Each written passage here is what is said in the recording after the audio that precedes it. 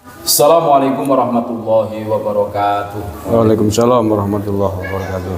Saudara-saudaraku sebangsa setanah air yang kami cintai, yang kami banggakan dimanapun Anda berada. Alhamdulillah bisa menyapa kembali saudara-saudaraku semua sebangsa setanah air. Alhamdulillah juga pada kesempatan yang berbahagia ini bisa bertemu dengan Gus Mar, KPI Nusantara. Gimana kabarnya Gus? Alhamdulillah baik. Sehat ya? Alhamdulillah. Dan tidak lupa bareng juga dengan Gus Musarudin. Nah, gimana Gus kabarnya? Alhamdulillah Sehat. walafiat. Kabur berungkat ya? Kabur berungkat. Nah, mumpung bertemu dengan beliau-beliau, ini ada surat instruksi resmi Gus dari PBNU. Nah, ini ada surat resmi, instruksi resmi dari PBNU. Kami bacakan dulu Gus ya. Ini bertanggal 2 Juni 2025 perihal instruksi. Yang terhormat, yang pertama pengurus wilayah Nahdlatul Ulama se-Indonesia. Terus yang kedua pengurus cabang Nahdlatul Ulama se-Indonesia. Yang ketiga pengurus cabang istimewa Nahdlatul Ulama. Yang keempat pimpinan pusat Badan Otonom Nahdlatul Ulama di tempat. Assalamualaikum warahmatullahi wabarakatuh. Teriring doa serta salam, semoga Allah Subhanahu wa Ta'ala senantiasa memberikan bimbingan dan pertolongan kepada kita, amin, menyikapi perkembangan silang pendapat tentang isu nasab yang terus bergulir di tengah masyarakat, sebagaimana banyak dari berbagai sikap dan tindakan pihak-pihak yang saling berbeda pendapat. Pengurus Besar Nahdlatul Ulama atau PBNU menyampaikan instruksi sebagai berikut. Yang pertama, hendaknya seluruh fungsionaris, pengurus dan kader Nahdlatul Ulama senantiasa berpegang teguh kepada Hibtoh Nahdlatul Ulama. Ini masih normatif ya, poin 1, 2, 3. Nah, ini yang poin 4 ini Gus. Yang poin 4 ini kami bacakan ya. Setiap fungsionaris, pengurus dan kader Nahdlatul Ulama berkewajiban mencegah perpecahan atau tafarruq dan mendamaikan pertentangan atau islah dzatil bain, serta melepaskan diri dari keterlibatan dalam pertentangan mengenai nasab, baik dari keikutsertaan dalam silang pendapat yang meninggalkan adab maupun dari keikutsertaan dalam perkumpulan dan atau organisasi yang sengaja dibentuk untuk menjalankan permusuhan terkait masalah nasab. Ini kami ulangi lagi, dibentuk untuk menjalankan permusuhan terkait masalah nasab seperti Perjuangan Wali Songo Indonesia, Laskar Sabilillah atau PWLS, maupun organisasi yang berseberangan dengan PWLS. Nah ini, jadi seakan-akan PWLS itu sebuah organisasi yang di situ itu dibuat untuk sengaja menjalankan permusuhan terkait polemik masalah nasab Habib. Nah, ini mumpung bertemu dengan beliau Gus Mar ini kita semua harus tahu beliau adalah termasuk tim media pusat PWLS ya Gus ya, dan sekaligus ketua DPD PWLS Banyumas. Dan Gus Musonidin beliau juga termasuk penasehat DPD PWLS Banyumas. Ini yang pertama kali mengomentari siapa? Gus Muson apa Gus Mar? Oh, penasehat DPD PWLS Banyumas. Ini gimana komentarnya? Yang pertama, NU adalah milik bersama, bukan milik pengurus. Sepakat ya. Dan polanya adalah bottom up. bukan top down. Ya. Jadi bagaimana ketika pengurus tidak mampu mengambil kebijakan yang sesuai dengan aspirasi warganya, pasti ditinggal. Yang kedua, terkait justifikasi yang secara terang benderang terhadap LSI, ini menarik karena kita sepakat hukmul hakim yarfa'ul ikhtilaf. Saya mengambil sisi positif bagaimana NU justru agar mendorong kepada pemerintah turun tangan dengan seolah-olah bertabrakan dengan PWI. Siapa yang benar kan nggak ada yang bisa menentukan justifikasi terhadap orang lain ataupun organisasi lain. Ya, pemerintah harus turun tangan karena kalau tidak ini membuat kebingungan di masyarakat. Pada satu sisi seolah-olah PB merepresentasikan suara NU, padahal PB hanya bagian kecil dari NU. Masih banyak kiai-kiai dan wali-wali Allah yang menjagani NU tanpa dia jadi pengurus. Kalau tidak peka, ditinggalkan. Itu statement pertama saya yang itu. Monggo dilanjut Gusmar. Ya, ya. Jadi intinya apa yang disampaikan Gus Muson ini, NU itu bukan milik pengurus PBNU. Bukan. Jadi bahasa-bahasa yang di sini ini mengatakan dalam cuplikan surat itu loh, yang poin 4 bahwa PWLS itu dibentuk untuk permusuhan. Kalau untuk permusuhan tidak. PWI jelas agendanya 2 yang secara spesifik. Ya. Pertama, membatalkan nasab Habib Dobolowi yang ngaku sebagai keturunan baginda Nabi Muhammad Sallallahu Alaihi Wasallam tanpa data dan fakta. Ya. Ini konsentrasi awal. Yang kedua, mengisbat dengan kajian dan standarisasi ilmu nasab siapa keturunan baginda Nabi Muhammad Sallallahu Alaihi Wasallam. Lah, di sini sudah 3 tahun Habib Dobolowi dibongkar melalui tesis Haji Imaduddin Usman yang itu dari sisi apapun sudah teruji, dari sisi keilmuan bahkan terkoneksitas dengan DNA, dengan filologi, dengan sejarah. Mau bicara apa lagi Habib Dobolowi? Berarti sudah tamat gitu. Sudah tamat. Sudah selesai. Nah, ini surat resmi yang saya bacakan tadi. Itu ada tanda tangan Rois Am, Katib Am, terus Tanfidiyah, sekjennya juga tanda tangan resmi. Ini menurut Gus Muson ini gimana? Ini realita, kita harus masih berjuang secara sistematis dan terus menerus.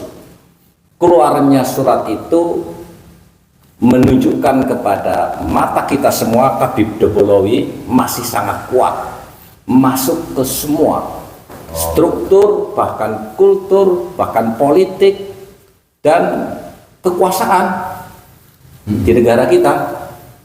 Jadi nggak bisa tinggal diam kita untuk seolah-olah sudah selesai dengan semua orang tahu. Ini kekuatan pengaruh Habib Dobolowi. Tentunya pengaruh negatif ya. Ya pengaruh negatif dong, agenda Habib Dobolowi kan sudah mulai terkuak Semenjak polemik nasab ini bergulir. Ya. Nah, dan kembali lagi saudara-saudaraku, bagaimana respon Gus Mar tentang ini, sebagai beliau kan juga masuk praktisi jajaran tim media PWILS Pusat, Gus.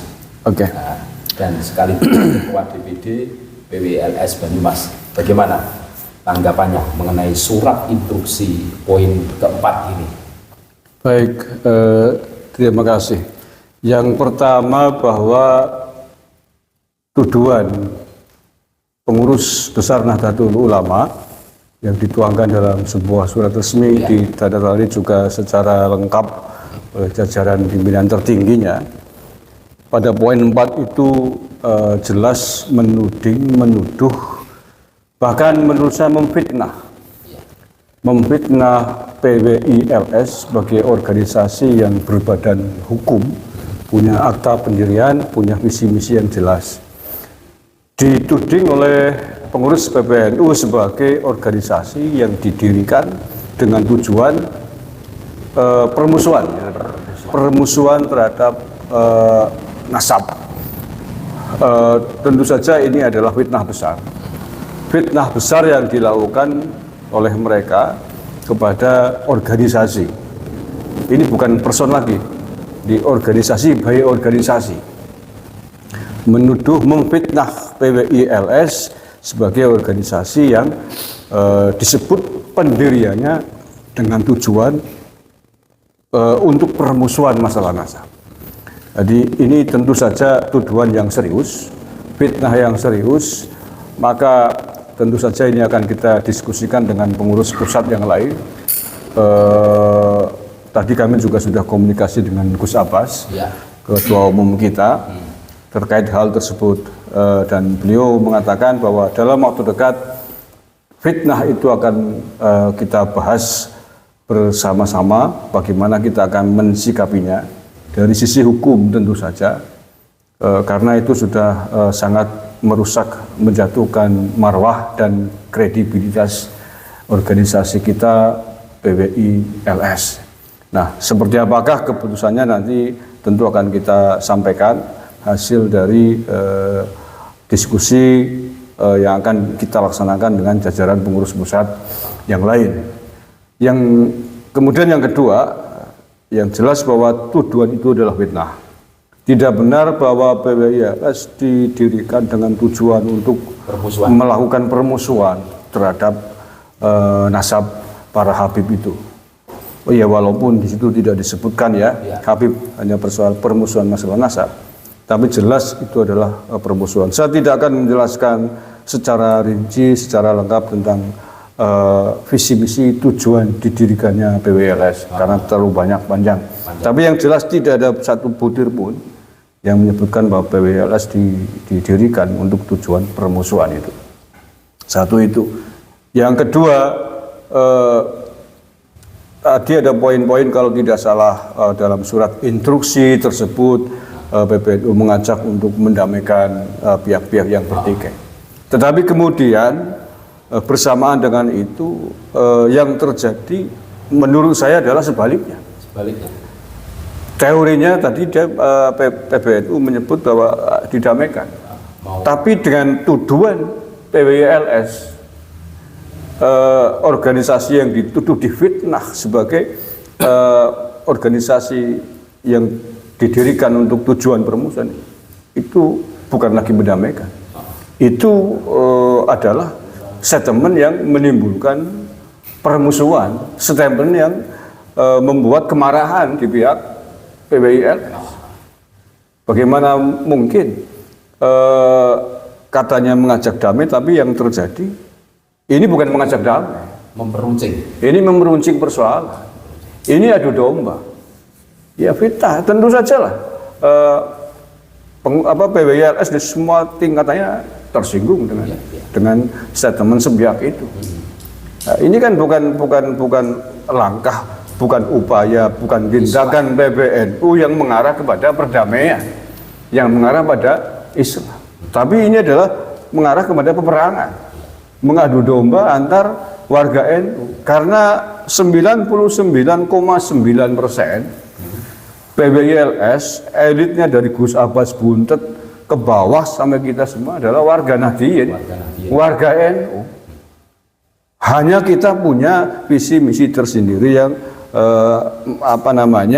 kita beranggapan akan bisa lebih efektif untuk kita wujudkan dengan lembaga ini.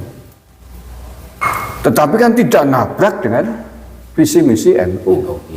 Justru yang kita kita lakukan selama ini, bagaimana kita membela ulama-ulama NU, Menguatkan. kiai-kiai NU yang selama ini direndahkan, dihina, dicaci maki oleh klan Ba'alawi Yaman ini, sementara elit-elit pengurus NU dari level bawah sampai PBNU suaranya sangat kecil, bahkan nyaris tidak ada pembelaan.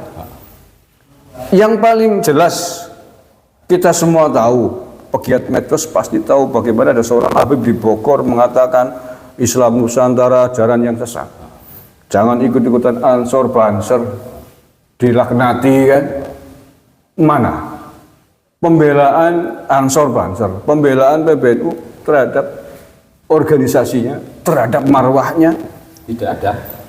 Ya. Tidak ada. Mbah Hasyim Asharie dilecehkan sejarahnya oleh seorang kabib bernama Faisal Aseka. Juga tidak pernah ada suaranya. Ketua Umum PBNU sebelum Gus Yahya Kiai Said digoblok-goblokan oleh mereka. Gus Dur dibutamakan, buta hatikan.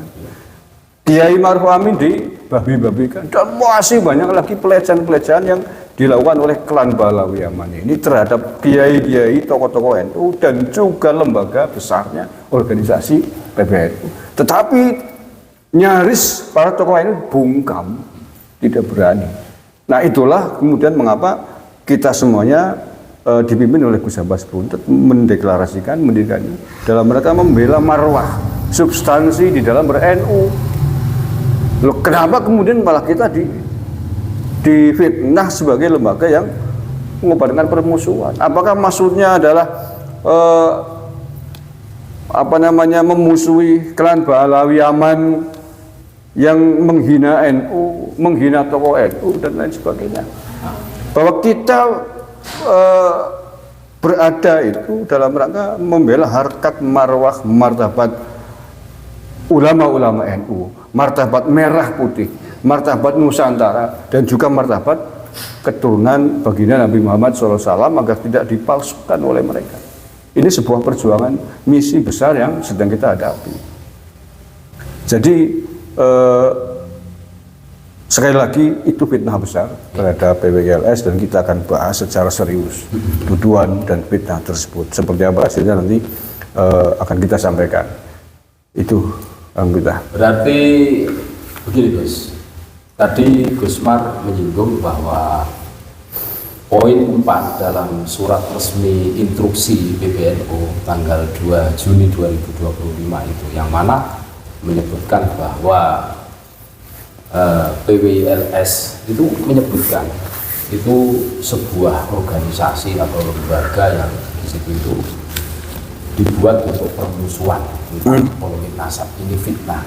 Berarti ini masuk bisa di ranah hukum kan atau gimana? Ya, makanya akan kita kasih dengan tim hukum kita. Gitu ya. Dengan kita kan punya tim hukum, punya divisi hukum di semua tingkatan, baik di Banyumas sendiri kita juga ada, di pusat juga kita punya. Kita akan kaji itu apakah bisa masuk dalam delik hukum.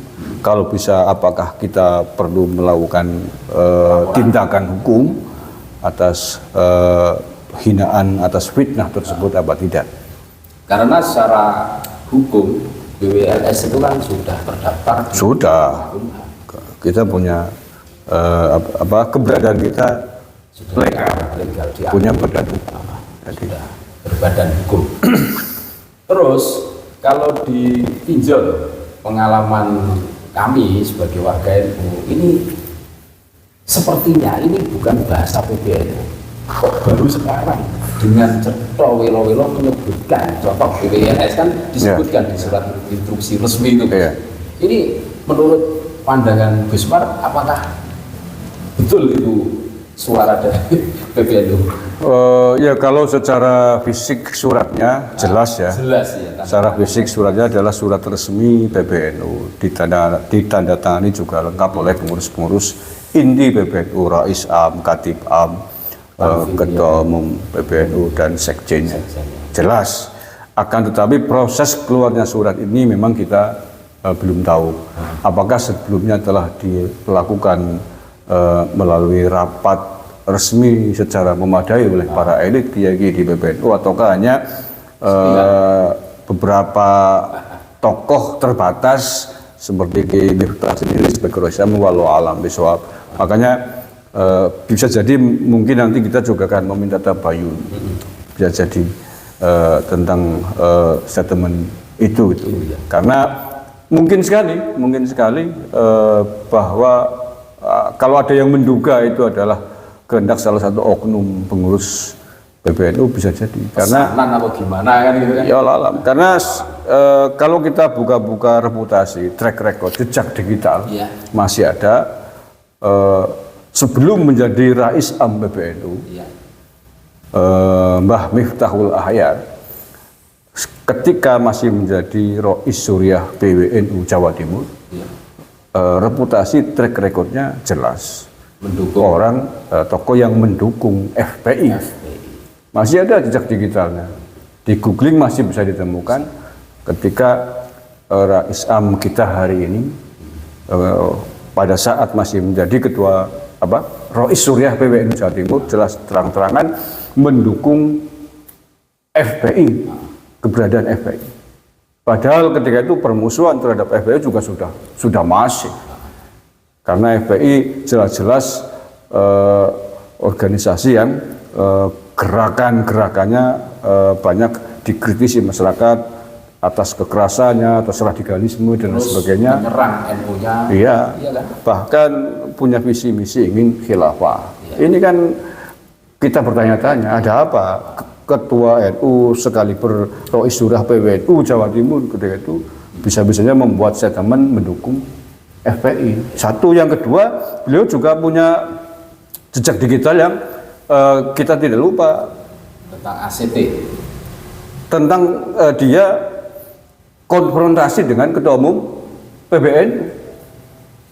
Ya, Mbak Miftah ketika jejak digitalnya bisa dilihat, dia termasuk orang yang sering berkonfrontasi dengan Kiai Said Agil Siraj ketika itu, dengan Kiai Said ketika ketua umum PBNU Kiai Said. Makanya itu kan analisis fakta-fakta yang ada di belakang hari ya. Iya. Makanya kita belum bisa memastikan apakah ini kehendak pribadinya beliau gitu, ataukah memang sudah dirapatkan secara lengkap di jajaran elit PBNU atau bukan. Makanya ini adalah bahan-bahan yang nanti akan kita rapatkan dengan jajaran pengurus pusat di PWI. Langkah apa yang sebaiknya kita ambil terkait dengan surat tersebut. Gitu. Terus begini Gus, ada yang menggelayuti pemikiran kami. Baru kali ini kami melihat surat resmi instruksi ya, apalagi instruksi kan medeni banget gitu loh. Kok cetha welo-welo. Nah, ini yang menjadi pertanyaan kami ya. Beraninya kok sama PWLS? Dan kita semua tahulah bagaimana PWLS itu bisa dirasakan kemanfaatannya, kemaslahatannya di tengah umat. Ya, buktinya banyak warga NU yang berbondong-bondong masuk kan tanpa dipaksa atau di apa-apain kan gitu. Nah, kenapa PBNU hari ini kok tidak berani dengan FPI? FPI memang resmi dibubarkan oleh pemerintah, tetapi kan masih ada loh yang dulu Front Pembela Islam, sekarang itu Front Persatuan atau Persaudaraan Islam kan gitu. Kenapa tidak bikin surat resmi seperti itu? Itu dia, makanya itu dia. Kan menimbulkan pertanyaan. Iya, jangankan surat resmi, statement-statement keras lah dari elit-elit ya. Itu saja kita jarang atau bahkan tidak pernah menemukan. Nah, iya. Kecuali Romo Kiai Said Agil Siraj ketika beliau masih menjadi ketua umum PBNU. Tetapi polemik nasab ini kan muncul pasca kepemimpinan beliau. Itu. Ada tambahan dari Gus Muson? Yang harus menjadi perhatian bersama, realitanya ajaran Habib Dopolowi bisa di tracking melalui teks-teks kitab pegangan mereka. Ya. Perilakunya bisa kita lihat bersama, ajarannya bisa kita lihat bersama, itu sangat arogan. Ini realita bahwa kita sudah sepakat dengan persatuan, oke. Tapi hidup ini tidak seperti kertas putih tanpa noda. masih direcoki dengan arogansi dan supremasi para Habib Dobolowi. Ini yang harus kita lawan. Siapapun harus menjadi kesadaran bersama. Kita sudah sepakat dengan Bhinneka Tunggal Ika, tapi Habib Dobolowi merasa lebih mulia dari klan pribumi. Ini harus kita lawan. Lah, siapapun dan kekuatan apapun yang menabrak gelombang perlawanan pribumi ini, yang sudah muak, pasti akan mental. Akan mental dengan sendirinya. Tuh. Oke, kita sepakat bersama persatuan, ukhuwah,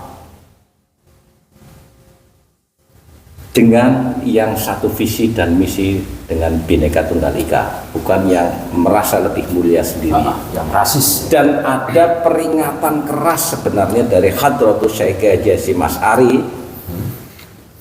tentang kewaspadaan kita terhadap anasir-anasir kejahatan yang ada, yang sok-sok bicara persatuan.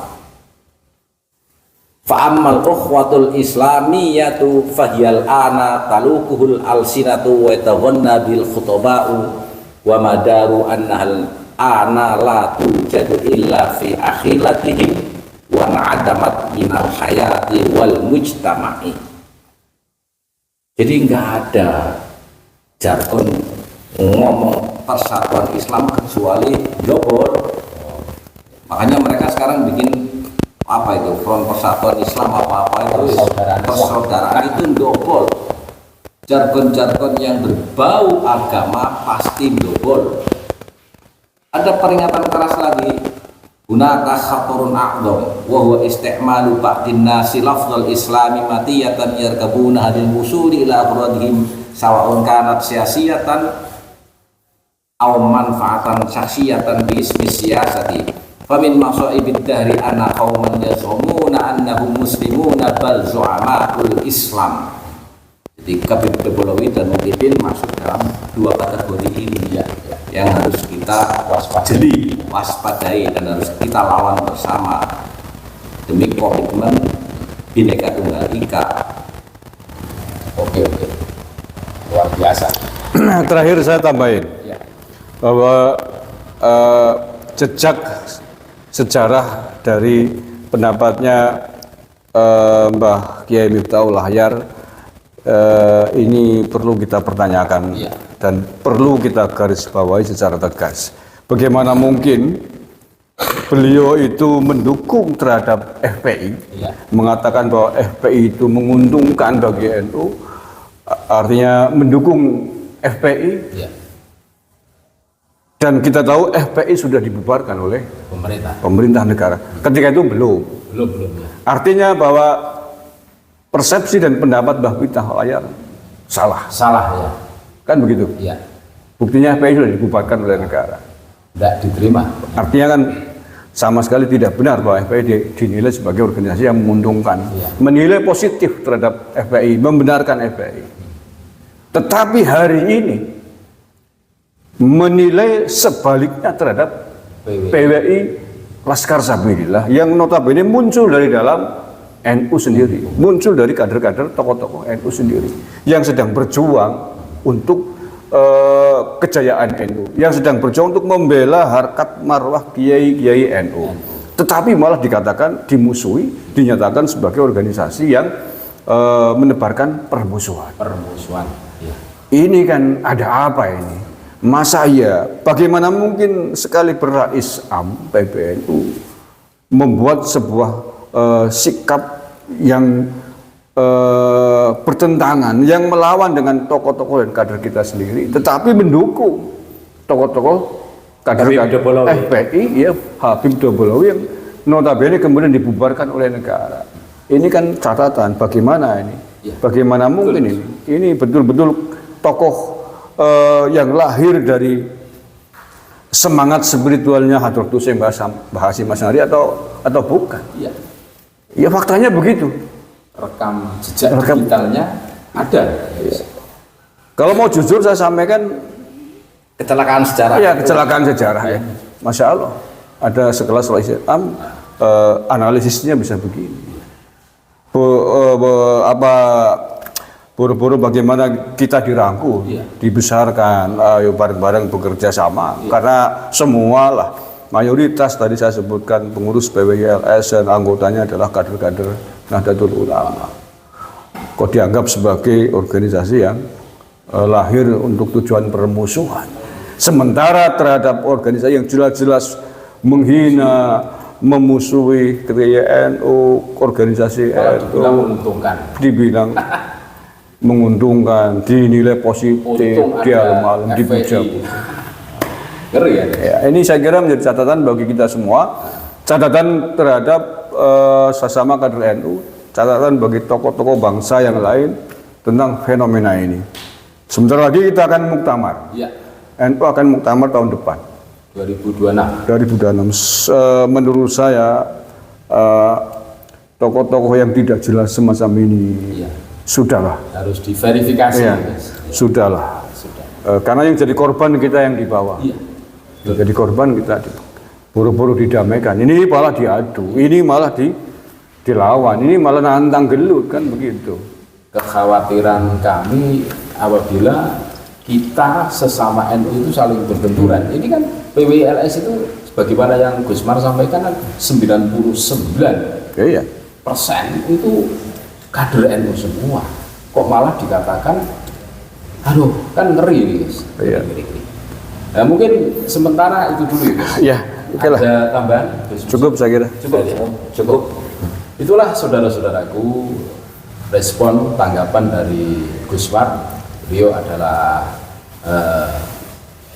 tim media pusat PWILS sekaligus beliau ketua DPD PWILS Banyumas dan Gus Musoliddin adalah penasehat DPD PWILS Banyumas. Mudah-mudahan ini didengar oleh PBNU dan kita semua dalam rangka apa? Agar kita itu tidak mudah terprovokasi, agar kita itu tidak mudah diadu domba, agar setan tidak tertawa terbahak-bahak, kan gitu ya Gus ya. Nah, nanti kalau kita saling berbenturan, PBNU dan PWL berbenturan, nanti yang tertawa jelas setan ya Gus ya. Tapi Dopolowi lah. Iya.